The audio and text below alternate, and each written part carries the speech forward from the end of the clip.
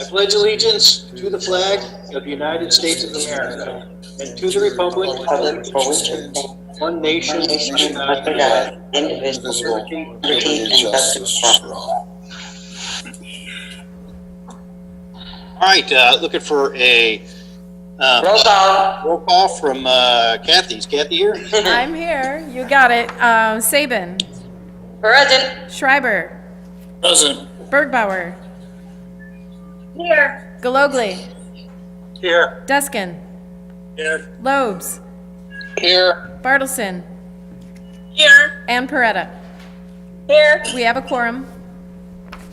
Okay, I see our officer, Steve, is here tonight. He's going to open us up in prayer. Steve, are you out there somewhere in the council chamber? Dear God, as we open this meeting in prayer, I thank you for the ones that are still healthy and how you're taking care of us. And I just ask that you would break the back of this pandemic, this virus, and that you would bring healing to our land. And I just ask that for anyone who is struggling with fear or anxiety, and rightfully so through all of this, that I just ask that you would crush that, and that you would meet everybody where they're at who's struggling right now, and you would let them know how much that you love them. And now I just ask for that you help all the nurses and all the medical personnel who are on the front lines. Thank you for so hard that they're working, the sacrifices that they've been giving to help people, and that you would keep a hedge of protection around them, keep them healthy, bless them, and bless their families. And now I just ask that you would touch everybody with peace. Not the peace of arguing or anything, but the peace that rests on our soul, that gives us rest. That your peace would overflow, and it would touch our bodies, our hearts, and our minds. And I just ask that you would bless the businesses in town, going through all this craziness, the financial struggling, that you would give the business owners peace of mind, and that when we bounce back, we're on a rebound. I just ask that you would just bless our city again financially. I just ask for prosperity for all the businesses in town here. I ask that you bless each of the workers, the council members here that are making the city still happy. Just bless their families. Give them ideas tonight. Give them guidance and direction.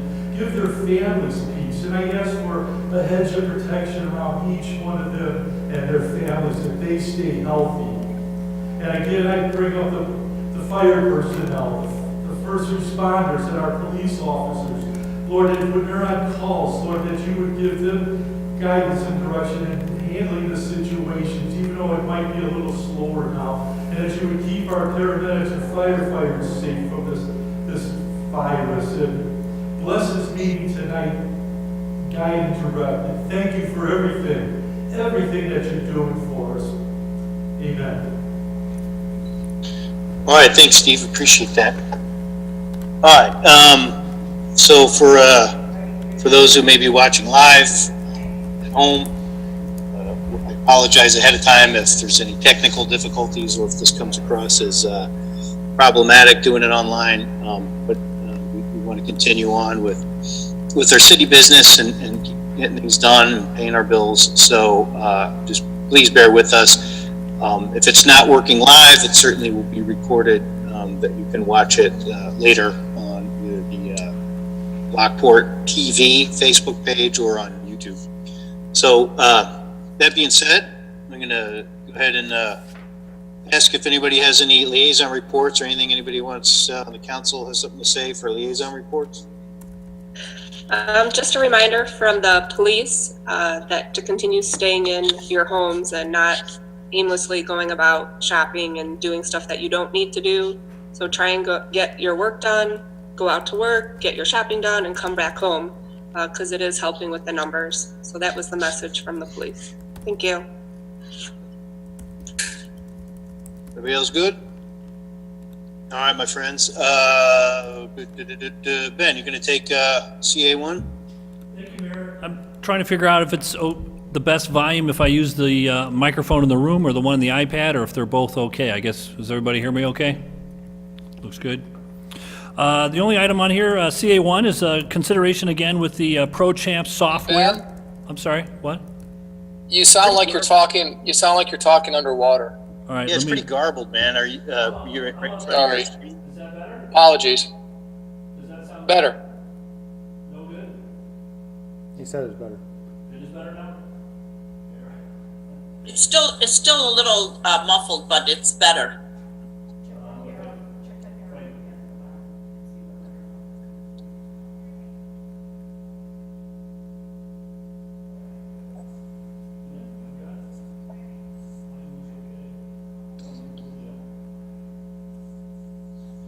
It shows I'm on, so I don't know. If I bring it closer to me, does it matter? Yeah, it sounds a little better. You don't need to see me that much, right? It's all right. So I'll try to be a little closer to the mic.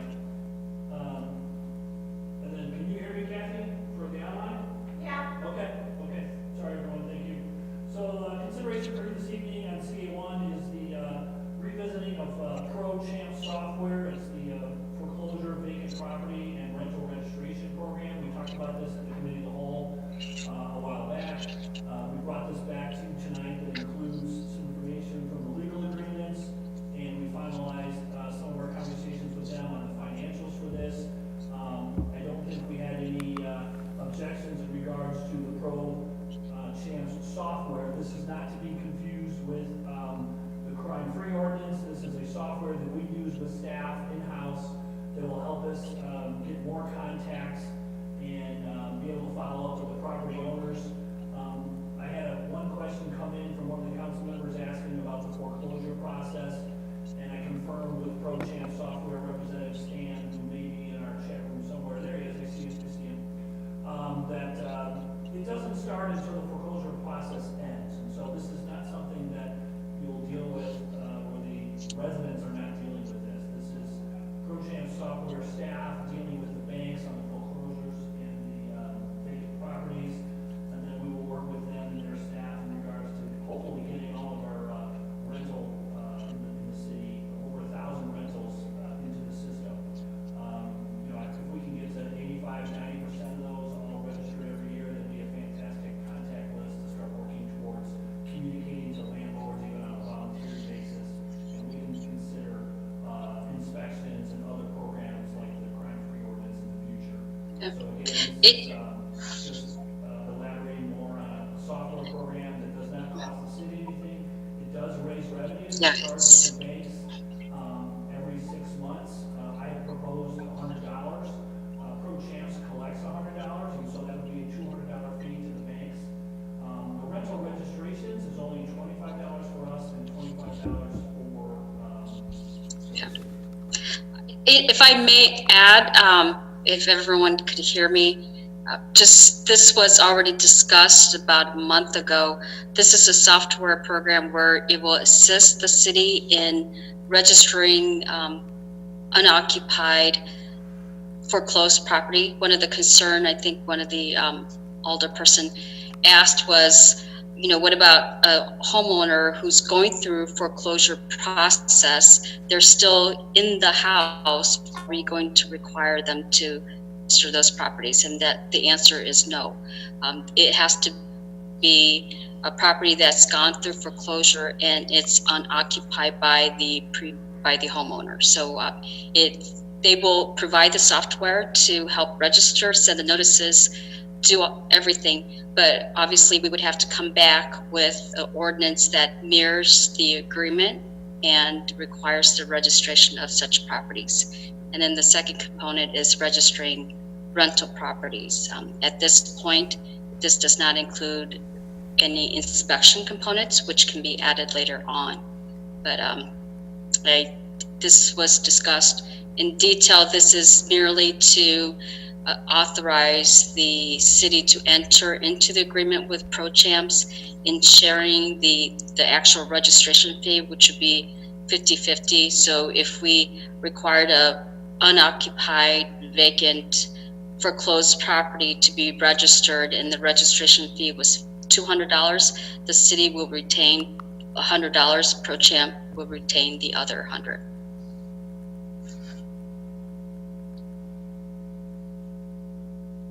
Okay. So, any questions, concerns from council? No, I'm glad that, that Sonny kind of repeated, because I could not understand nor hear, Ben very clearly. There was an echoing and feedback. Yeah, I just went over there and asked them to try something different because it was difficult too, so. Okay, it wasn't just me then, okay. Okay. Yeah, we're requesting this item to be put on action because we will be adding an ordinance that will require the registration of foreclosed properties that are vacant, and then of course registration of rental properties. And that way, it's not something that all of a sudden we're entering into agreement with ProChamps and then all of a sudden the ordinance appears. So it would be an action item. So there will be further discussion at the next city council meeting. Okay. Sounds good. Are we all good with an action item?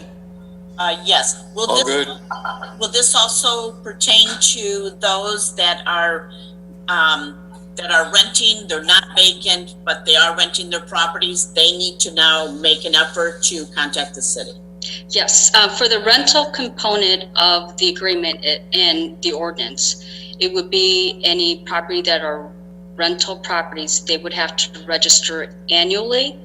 The registration fee, we at this point we are proposing a $50 annual registration fee, which that is pretty reasonable, and then $25 would be kept by ProChamps, and $25 of that would be retained by the city. There's like a schedule for any property that has multi-units. So if an apartment structure or building has 4 units, they don't have to pay $50 per unit. There's a discount for having, some of those buildings with multi-units. So we are still negotiating with the ProChamp representatives to make sure that, some of my concerns are being addressed, and some of the little details are being, negotiated. So at the next city council meeting, we'll have more of a finalized agreement along with the ordinance.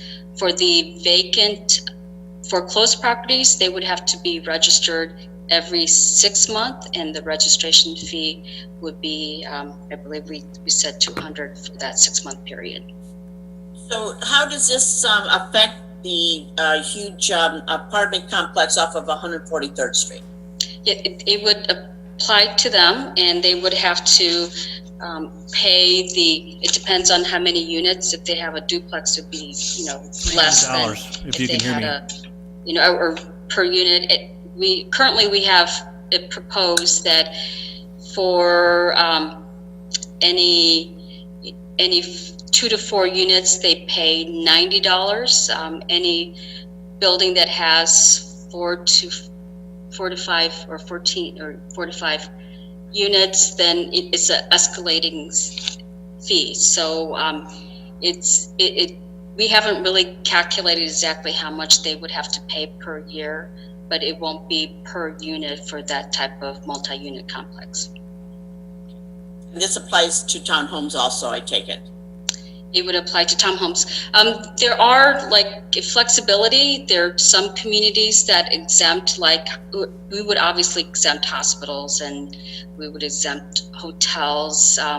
There are, and as any institution, any public, government buildings, those are the type of exemptions that you would have.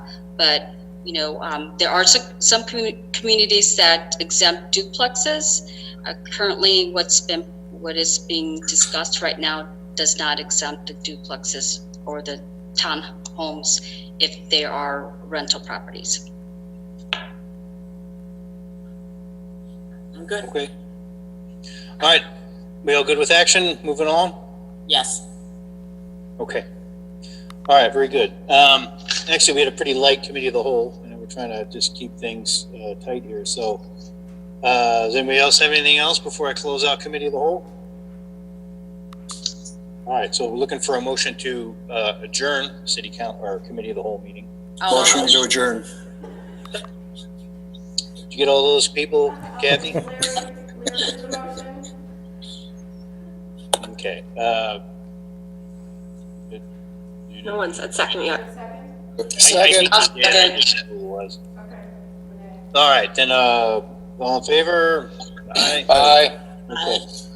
All right, so, we'll go ahead and move on to our city council meeting. Give me 1 minute, please. Okay.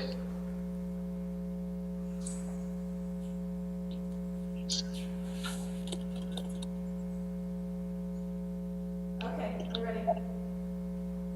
Okay, so looking for a roll call for our city council meeting. You got it. Saban, Present. Schreiber, Still here. Bergbauer, Galogly, Here. Deskin, Here. Lobes, Here. Bartleson, Here, and Peretta. Here. We have a quorum.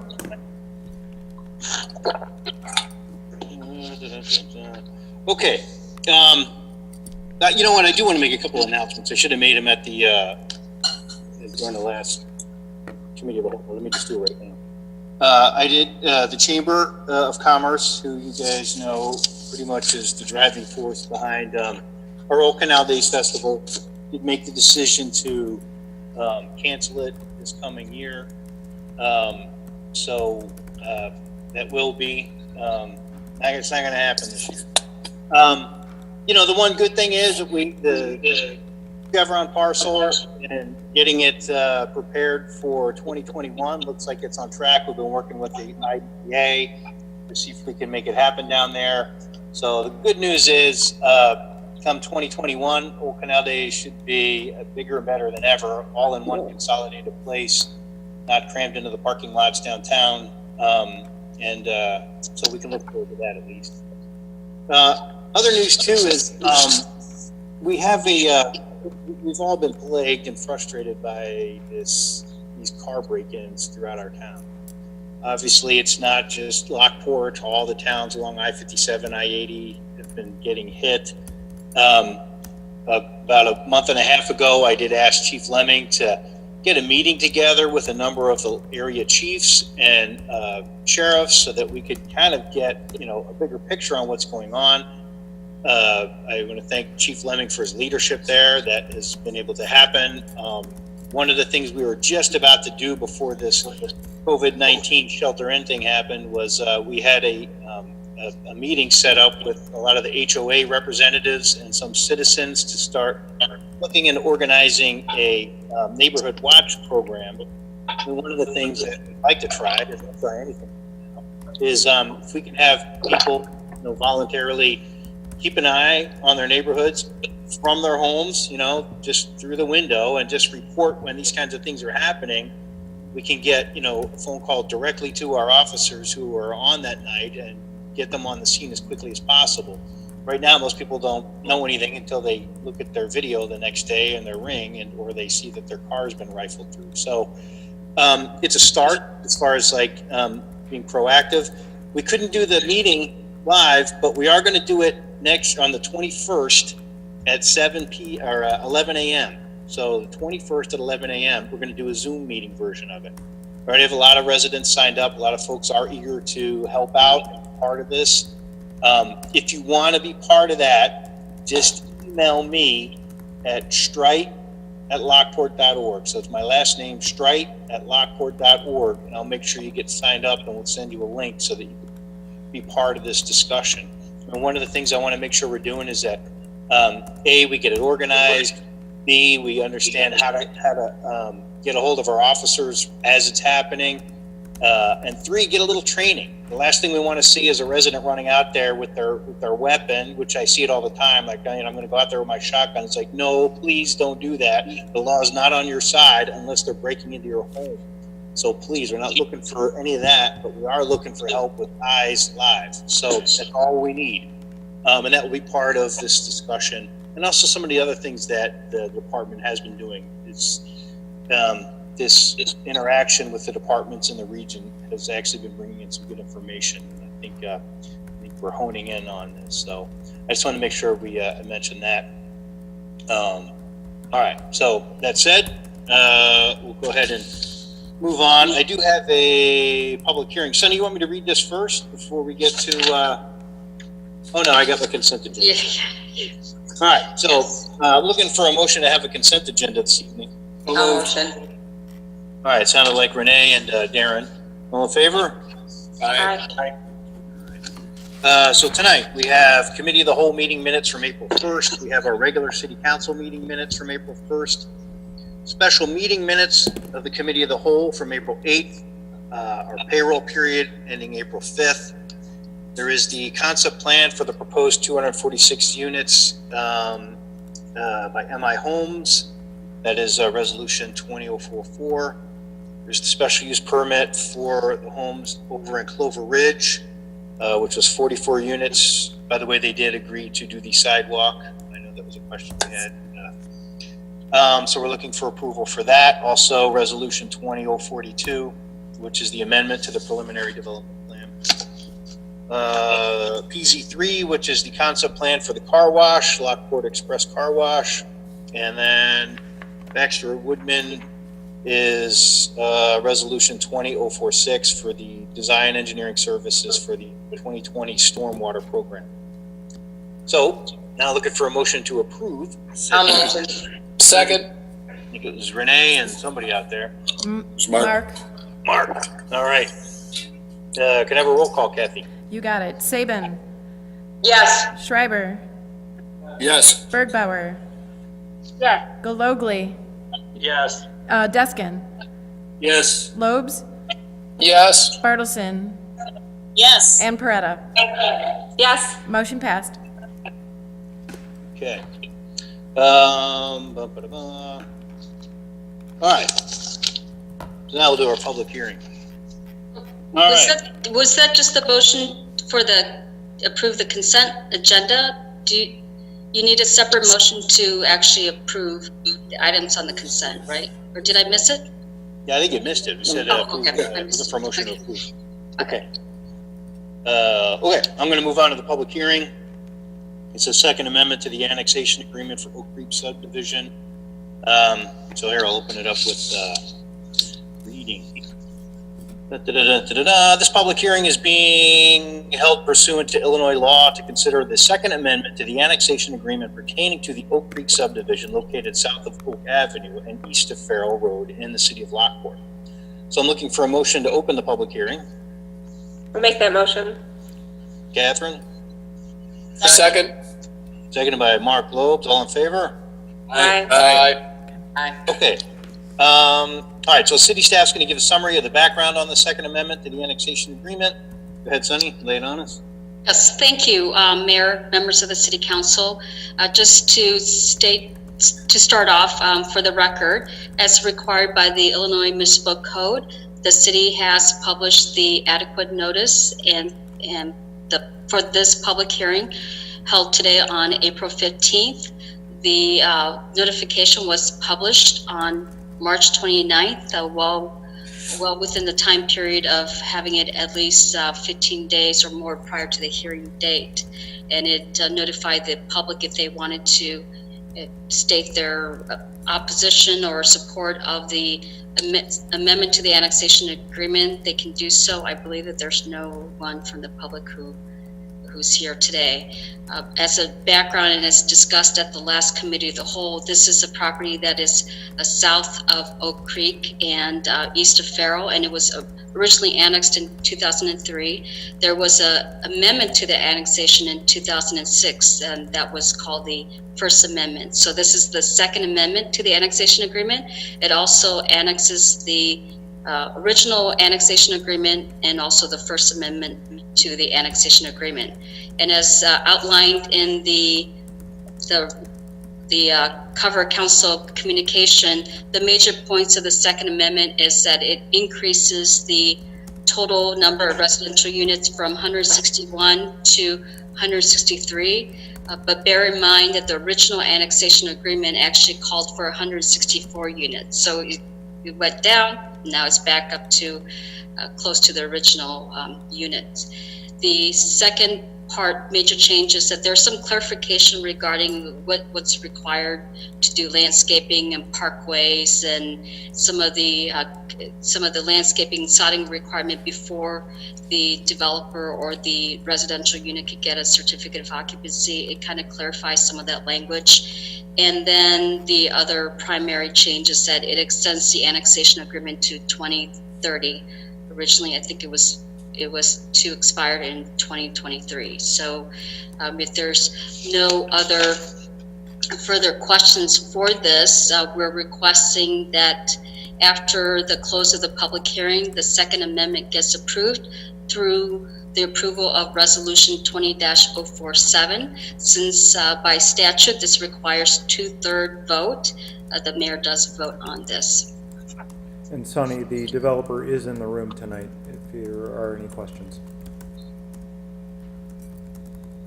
Also, anybody in the council chambers to speak about it, Lance? No. Okay, anybody on the council have any questions, concerns? No. Okay, so no one else being here to be heard or wants to be heard, then could I get a motion to close the public hearing? Motion to close. All right, Larry, and who's the other? Joanne. Joanne. All in favor? Aye. Okay. All right, so now I'm looking for a motion to approve Resolution 20-047, approving the Second Amendment to the annexation agreement for the Oak Creek subdivision. So looking for a motion for that. motion that. Second. Okay, Okay, man, I think I got Renee and was it Erdbauer chimed in? All right. So can I have a roll call vote, please? You got it. Saban. Yes. Schreiber. Yes. Bergbauer. Galogly. Yes. Deskin. Yes. Lobes. Yes. Bartleson. Yes. And Peretta. yes, Motion passed. You have to ask, the mayor votes. Oh, and Mayor Strite. Yes. Mayor, it passes now.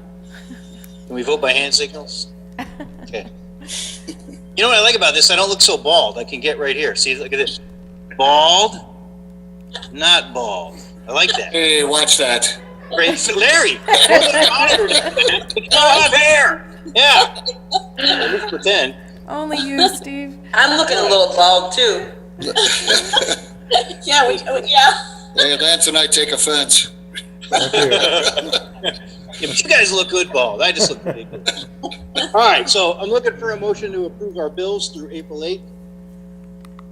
I'll Make a motion. All right, Renee and Larry. Can I have a roll call, please? Saban. Yes. Schreiber. Yes. Bergbauer. Yes. Galogly. Yes. Deskin. Yes. Lobes. Yes. Bartleson. Yes. And Peretta. yes, Motion passes. Okay, next we're looking for a amendment to a special use permit for the planned residential development, amended to the preliminary development plan for Oak Creek phases 3A and 3B. So we're looking for a motion to approve. So moved. Second. Darren and Renee. All right, any questions, concerns about what's going on here? Nope. Okay, then we can just do a roll call. Okay, Saban. Yes. Schreiber. Yes. Bergbauer. yes, Galogly. Yes. Deskin. Yes. Lobes. Yes. Bartleson. Yes. And Peretta. yes, Motion passes. Okay, next on is the final plat of a subdivision at the Lockport Square re-subdivision, creating lots 10A and 10B.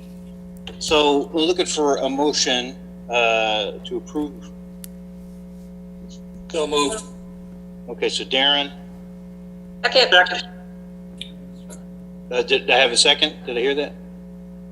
Okay, Catherine second. All Okay. right, so on this particular one, as you guys know, this is about taking one of the lots, one of the outlots at Lockport Square and breaking it up so that there can be a single-use building out there, Popeye's Chicken. As we said last week or last meeting, there's nothing wrong with the Popeye's Chicken. I'm glad that they want to be here in Lockport. However, there's some concern about subdividing the lot. Currently, what we have out there are multi-tenant buildings, so there might be 3 or 4 users in one of our buildings, which is good. I think it's a better use of the acreage, and also if, as time goes on, when a business folds or moves on, you don't have a single empty building with weeds growing up. You have one tenant missing. So I think it's a better use of space as opposed to breaking it up. I think also we've been talking with the property owners, and while they would like to see this deal happen, my concern is what's going to happen with the rest of the lot. I mean, we're trying to have a sober look at what's going to happen between where we have Chipotle and where Express Medical is, and all the way to the back. I'm very skeptical that Marcus is ever going to build, especially in this current crisis where AMC is already looking at shuttering. I just don't see it happening. So I'd like to take a look at what we're going to do with this property holistically instead of just breaking it up into little single users. That said, we can hold off on this if we deny the subdivision of the plot. I know the property owners are willing to sit down and start having a discussion about where we're going with this.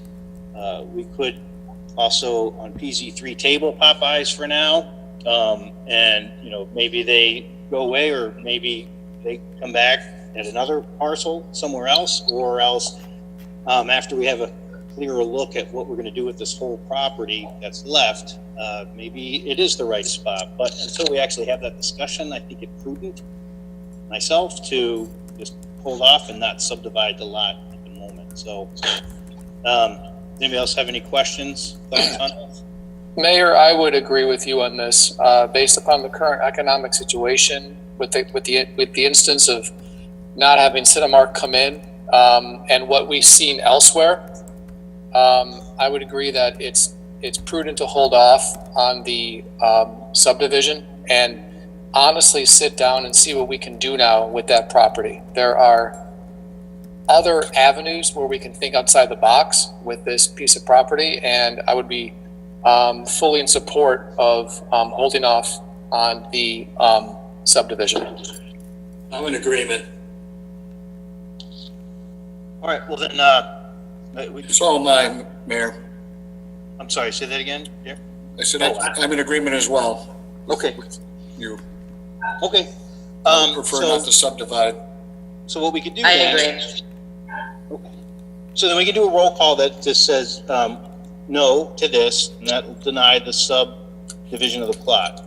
I think, wasn't there a motion to approve already Well, made? that's just what we say to get the ball rolling. Well, there's a second. So I would suggest just either vote on that original motion to approve or the original move. Okay. So that for the record, it would be a motion to approve the subdivision. Correct. And now we can vote yes or no. Yes or no? No meaning that we're not going to move forward with it.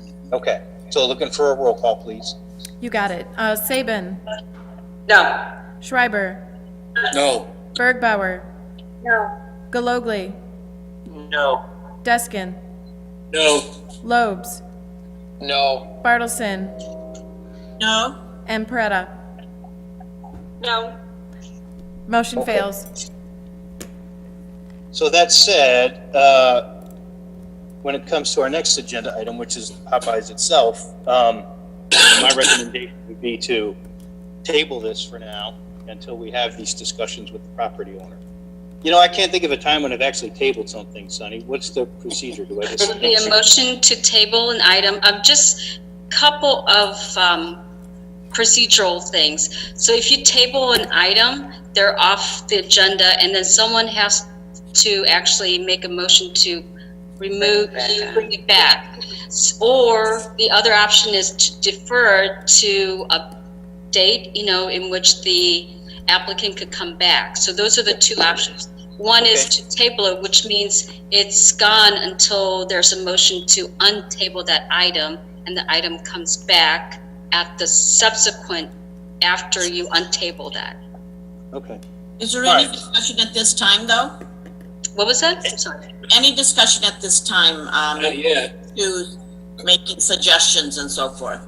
You mean for like what's gonna happen with the property as a whole? No, Well, not yet, so, Well, not so much for the property, but to encourage that although, we're going to be discussing, the actual business Popeye, that, we just, want to let them know that there's so many other lots that might fit their needs a lot more than what we were picturing. That's a different subject.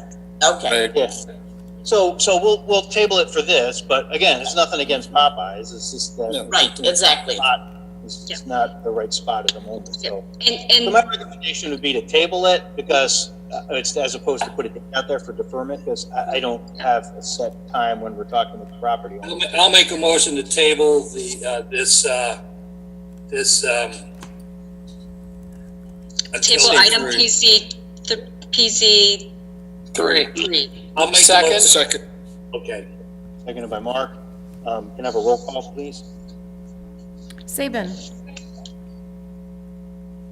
Saban. Oh, yes. Okay, Schreiber. Yes to tabling it. Okay, Bergbauer. Yes. Galogly, Yes. Deskin, Yes. Lobes, Yes. Bartleson, Yes, Peretta. Yes. Okay, motion passes. It's tabled. All right.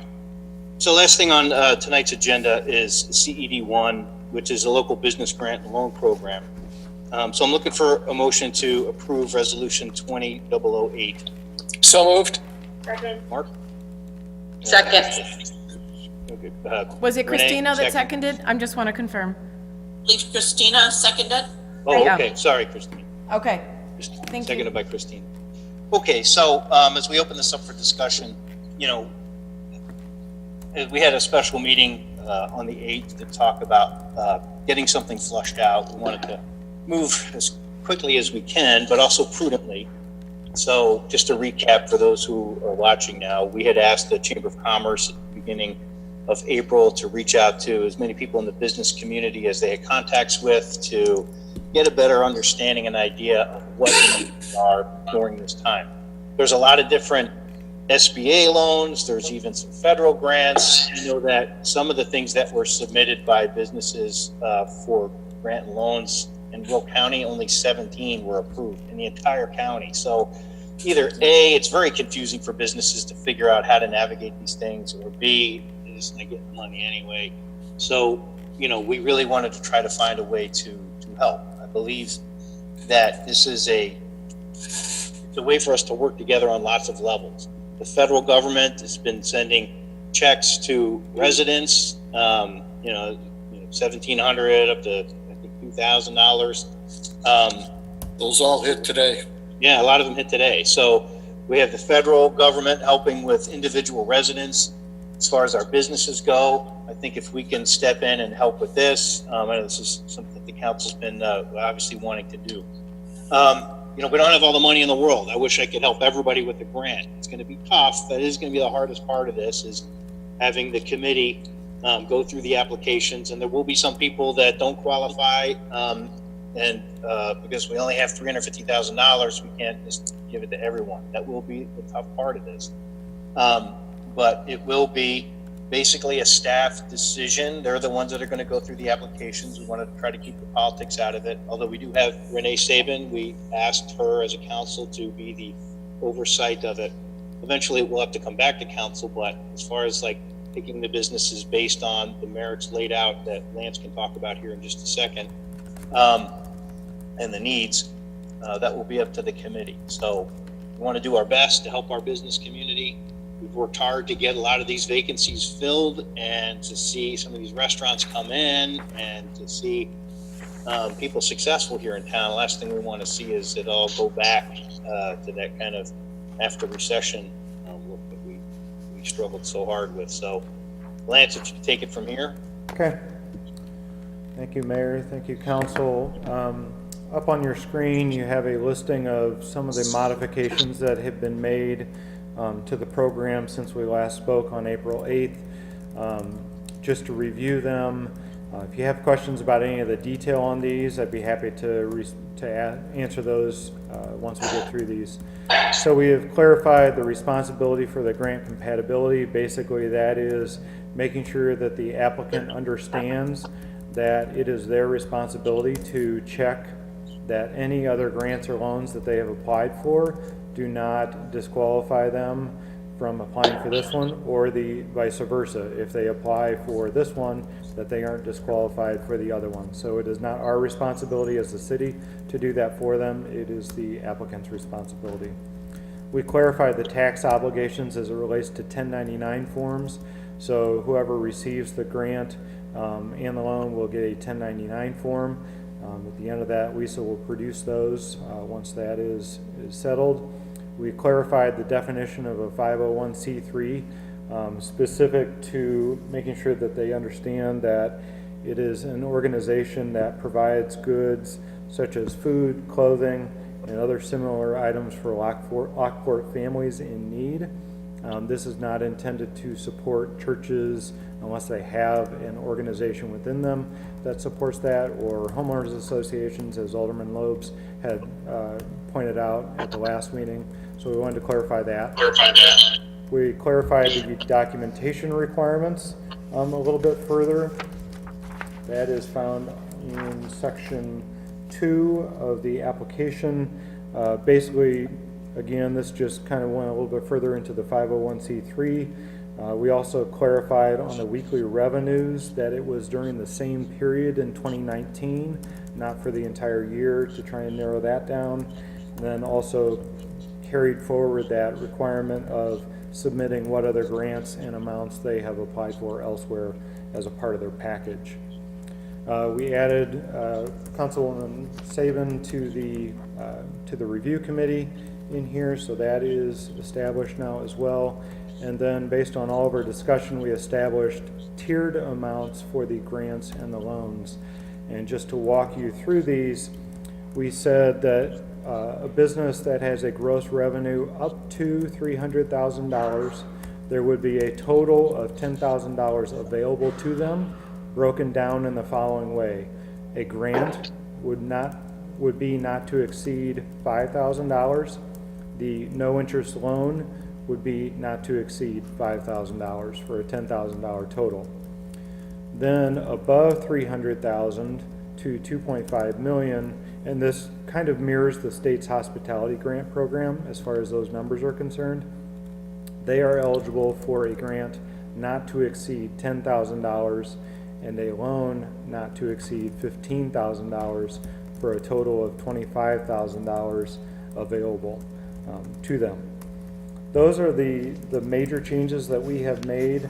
I do believe the mayor pointed out to me before the meeting one other item that I know he wanted to bring up as it relates to businesses that are eligible for this, whether or not we would like to put a date stamp on the businesses that are operating in opposition of the governor's executive orders, to put that up through April 30th on our application, as opposed to having it go on in perpetuity, because once our deadline's up, we can't really disqualify somebody once we've already handed them a grant if they continue to operate during that period. So we think that that is a worthwhile addition to the list as well.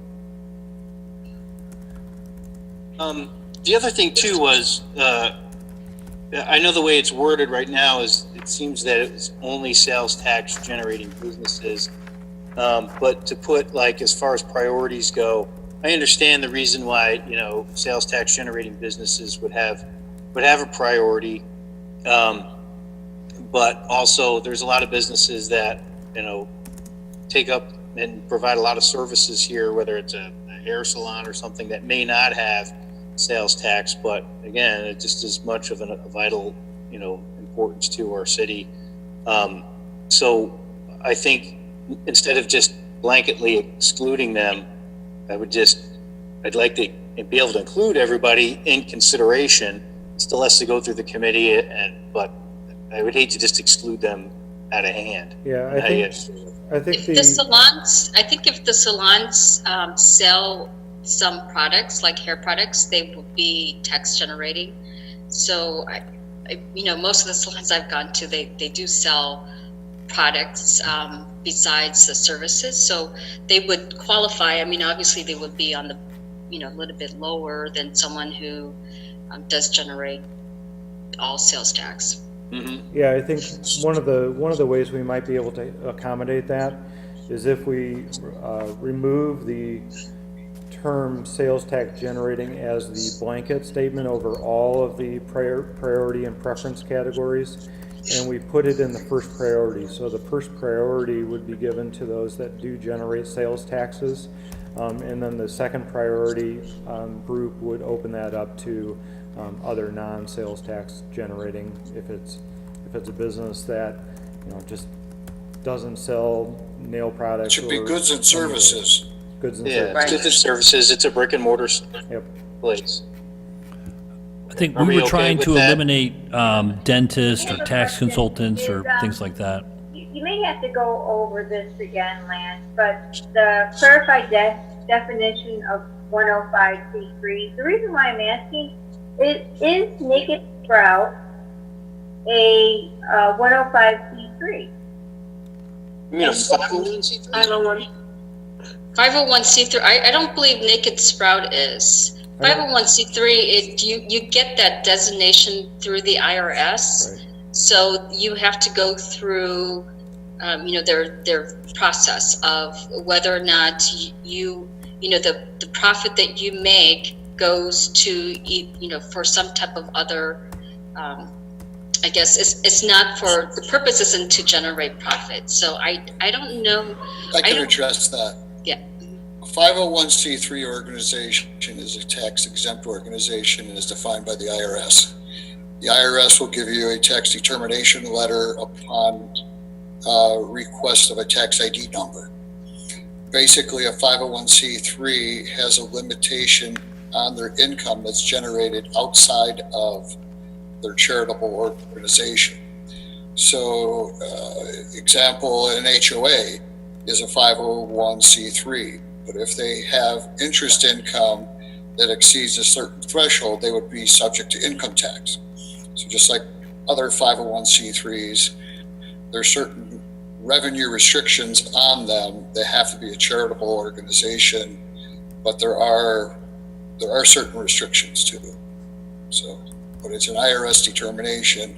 In order to become a 501c3, you have to get a letter, you have to register with the IRS, and they have to provide a letter of determination.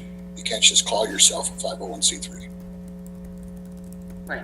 Does that answer what you were looking for, Christina? My question was just, are they a 501c3? Do we know that? But it sounds like they're not. Well, even if they were, if you're talking about Naked Sprouts in particular, if they sell product, that means they would qualify for this because they sell food, clothing, or something. So, Okay, I understand. okay. But also, all you would have to do is ask for their IRS determination letter that would tell them that they're a 501c3. That's the one way to confirm it in writing. All right. Any other thoughts about how this is laid out? If you can hear me, I Mayor. have one question, Lance. If you're saying that the revenue between 300 to 2.5 million, am I assuming that anything over 2.5 million is ineligible? That's the current approach that we have in the document.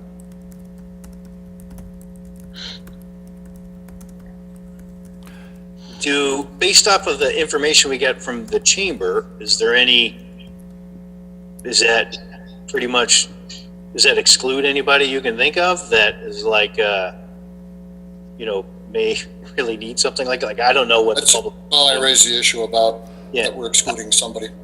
Yeah, I don't know what the public landings yearly revenues are, or anything like that. So, and I'm sure they'll probably be one of the businesses that would look for help. So, is that That number's okay, just Mayor. get rid of If that you and can hear allow it to me, be a committee hear decision me? instead? so it doesn't work. I mean, you know, one of the ways that you could accommodate that is just simply take the top cap off and just simply say from between or above $300,000. You could just simply take that top cap off. That's perfectly Right. fine too. Okay, are we all right with that, just to give a little Yeah. flexibility? I'm okay with that. Right, because then they still have to meet the other Yeah. criterias and, right. Okay. I have a question about the dividing of the 350,000. Is there a set pattern that we are going to follow? Are we going to award grants over loans, or has that not been thought of? Or is it still a first come, first serve, that a grant and a loan qualify? That whole thing is a package before the next guy is looked at, or are we going to go grants first and then come back later? Yeah, no, that's a great question. The first part of that, I'm going to answer the second question that you asked. This is not a first come, first served program. So there is a deadline that the applicants have to have their applications in by. We will not be evaluating until past that deadline, so that we're looking at everything with equal eyes. The applicant will request an amount of a grant and or a loan on their application.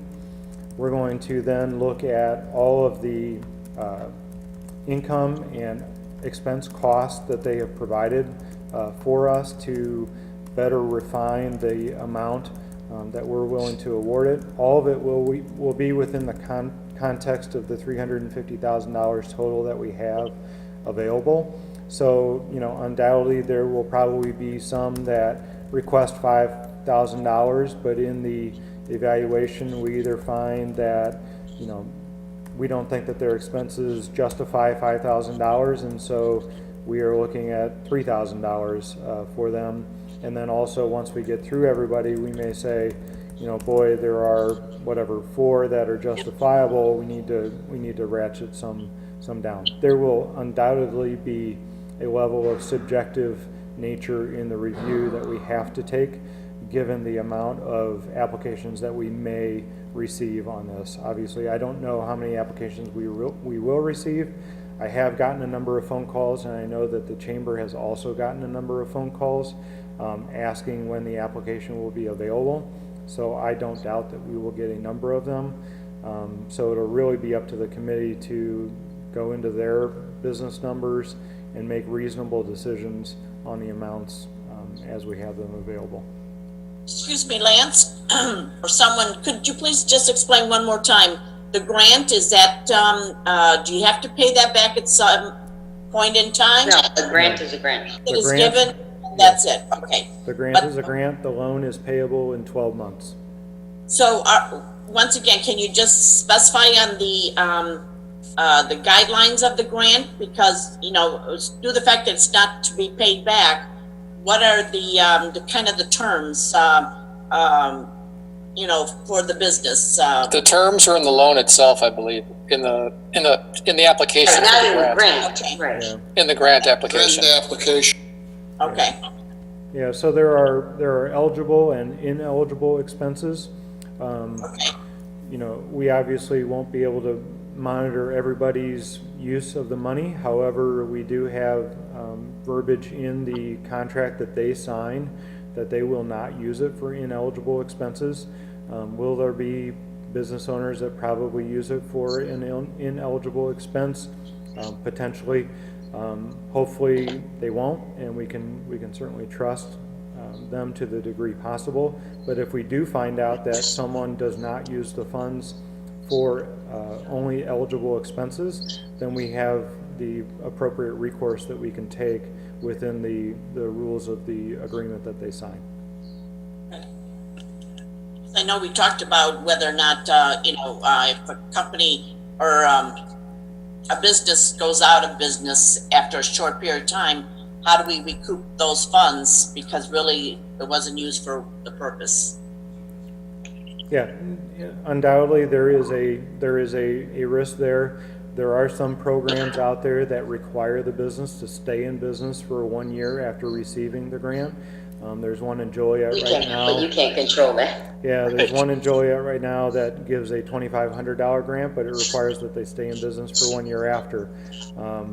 that's for $2,500, that's challenging for a business to stay Yeah. there for that long. It's, right. I mean, that's the whole point of the grant. And even with the loan, even if we Yes. give a business a loan and they agree to pay it back, we still might have that same problem. Correct. But it's just what it is. I mean, it's, we just hope that everybody is able to stay on their feet and get back. Yeah, the point, the hope of the program, the point of the program is to hope to keep everybody alive. If they're not alive, well then, there's not much we can do at that point. There's a provision in the program that the owner of the business and the corporate officers would, may be required to sign promissory notes. And obviously, those promissory notes can, they're subject to bankruptcy proceedings. So if someone does go under and they retain the protections of bankruptcy proceedings, that not every promissory note will be collectible. So as the saying goes, you can't get blood out of a turnip. So it's, if they fail for various reasons, and there may be other creditors. So we're going to try our best. And, the application does state that they agree to the terms. They agree that they're personally liable for the amount that they owe. And, we are going on good faith basis that they'll comply. And there's obviously mechanism to, try to collect on that loan that we give them. But again, we're standing behind other creditors at that point. There are also. And you guys, in my mind, the loan is less about getting the money back at this point as much as it is. It's like just keeping people not asking for a $30,000 grant, right? It's like, look, if you need $30,000, understand that you have to. I don't want to encourage it because from what the feedback that we looked at from the chambers, a lot of people can actually be helped with just $3 or $4 grand, right? And so if I can help more people like that, instead of having one person look for a $30,000 grant who might qualify based on, the charts that we've put up, I'd hate to just have all that money go out. Therefore, it may give someone pause for asking for a larger grant than they just need to meet their minimum expenses. In my mind, that's more about what having the loan aspect of that is about. So If they go out of business, I jumped into Lance's chair because I had audio problems, so I apologize for that. But if they go out of business, it's going to be very hard to retain those funds, obviously. But if they stay in business, there are other mechanisms, progressive mechanisms that we have where they might need a new permit. They may need to renew their liquor license. And so there's mechanisms there that they need to fulfill their debts to the city before they can get those permits. And so I think for the most part, we'll be fine on that. But we have to know that there's a risk in this and that some of this may not get paid back, right? The grants aren't expected to be paid back. The loans, we do expect them to pay back, but we have to realize that there is some percentage of risk that maybe not everybody makes it. These grants and loans are intended to get them to reopen. And if someone fails, I'm sure they're not going to want to do that on purpose. I also wanted to clarify some comments earlier where our intent is to get your approval for this evening and get the application out and in social media. And I know the mayor and the council members will all share that with any business members they own. We want to get those applications back in by Friday, May 1st. And we intend to start doling money out immediately. We weren't planning to come back to council to present offers. I mean, we will certainly make reports available to the mayor and council afterwards and on the findings of the committee and what we're doing. But that was our expectation, to be as expedient as possible. If you want something different, you just need to let us know, I guess, this evening before we take the vote. But that was our committee's intent at this point. Okay. So it comes down to this, everyone. You guys feel like you want to approve this tonight and get it rolling, or do you feel like you want to let it? Yes. I think we need to approve it tonight. Yes. Tonight. Yes, prove it tonight. Just for clarification, have we already had a motion and a second on this? Yeah, we would just need to do We have? it. Okay. All right, is there any objections then to? Would it be okay to have us still have the meeting May 6th and then the funds go out May 7th? So in other words, you're asking if we could not vote on this tonight, Catherine, and let it? No, you can vote on it tonight to do this, but, you're gonna have the deadline for May 1st for which, all the applications to come in.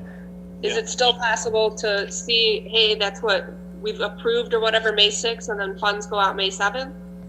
Our I challenge, suppose, what was, we I thought it was gonna be up to the committee. Yeah, the actual ordinance itself states that the authority is given to the review committee to administer the program as it deems, proper. So it's, unless there's a motion to change that and take that out, currently the ordinance does give the authority to the review committee to give the grants. Right. Can you, Sonny, can you just, for the people, everybody listening, can you just be clear about who is on the committee? Yes, it states, let me look that up. It would be the city administrator, city attorney, the director of finance, director of community and economic development, and Alderwoman Saban is in the ordinance. And again, the goal for that is have our, professional staff and accountant, with their eye on it, reviewing these things, and also to try to keep as much politics out of it as possible. Obviously, we need some oversight. So like we said, Renee was elected by us to be that oversight person, but, we do want to try to keep political favors out of this and just let it be as impartial as possible. Yes, 100% agree. I'm only asking because the application deadline is Friday, May 1st. So the soonest then I would guess checks would go out is the 4th. I mean, they'd still have to meet and review it, maybe the 5th. Right. Well, the other problem is we may not have the documents available to make the agenda by May 6th. We usually send the agenda out on May 1st. So the committee needs at least a few days. I mean, we're willing to put in some overtime, and maybe even if all the committee members are willing, we might even get together on a Saturday and get going on these, because again, the whole purpose is to try to get it to the businesses as soon as possible in May. Right. We can certainly report back to you on May 6th as to where we are in the process, but I wouldn't want to limit this. We're trying to even notify the applicant by May 8th, and right now, whether they've been awarded or not. So that's the other thing, is we don't want businesses to have to wait to find out whether they're even going to be qualified or not. We may get applications for people that don't even qualify, and we need to let them know as soon as possible so they can continue on other state and federal grants. So my recommendation is that we proceed as presented, that's in the ordinance. All right. Sounds like everyone's okay with that? Yes, I agree. yes, 100%. All right. Anything else before a roll call? Okay. And again, let me just say it again, like I said in the beginning. I know we're not going to be able to help every single person, every single business who applies for this. And for that, I regret it, but there's only so much funds. We want to try to help as many people as possible, as impartially as we can. And as far as like individual residents, again, trying to work together, the federal government is sending those checks out for individuals. We've also tried to work with our residents via the water bills. If you have a demonstrative, need that, like I'm out of work or whatever, call the water department and we'll make sure that we forgive those water bills that are in front of you. We didn't want to do a blanket water bill, forgiveness, simply because we've got a lot of infrastructure going on right now. We're on 5th Street or 6th Street or 3rd Street, you'll see it going on. So, and for those who are still blessed to have a job and a paycheck, we can move forward, but we do want to help those who do need it. So don't hesitate to call the water department if that's one of the issues you're facing. So I think hopefully together with all the different governing bodies, we can help make a difference here. So that said, looking for a roll call to approve. You got it. Saban, Yes. Schreiber, Yes. Bergbauer. Bergbauer. Yes. Okay, Galogly, Yes. Deskin, Yes. Lobes, Yes, Bartleson, Yes? Peretta. Yes. Motion passes.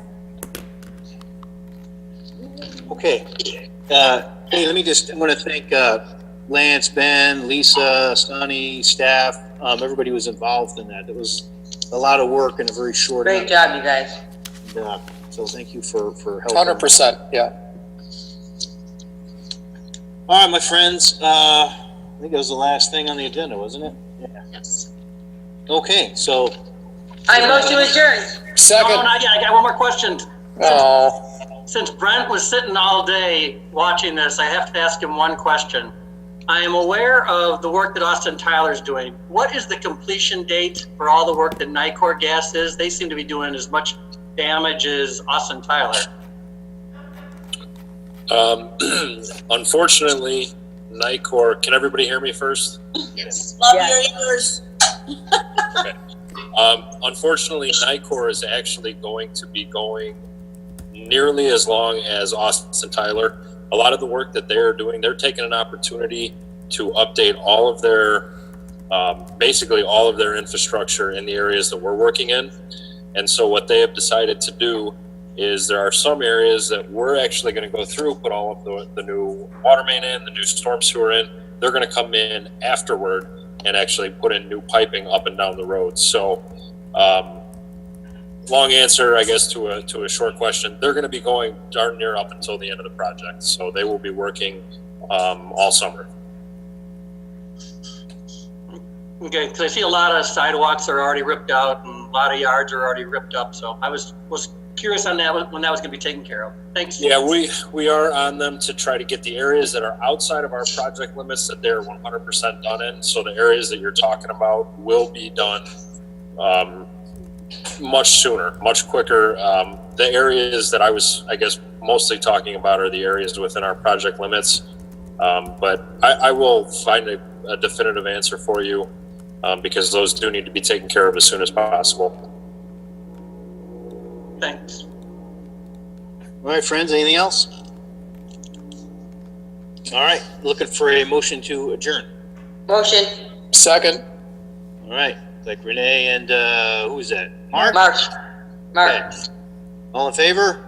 aye. Good night, all. Good night.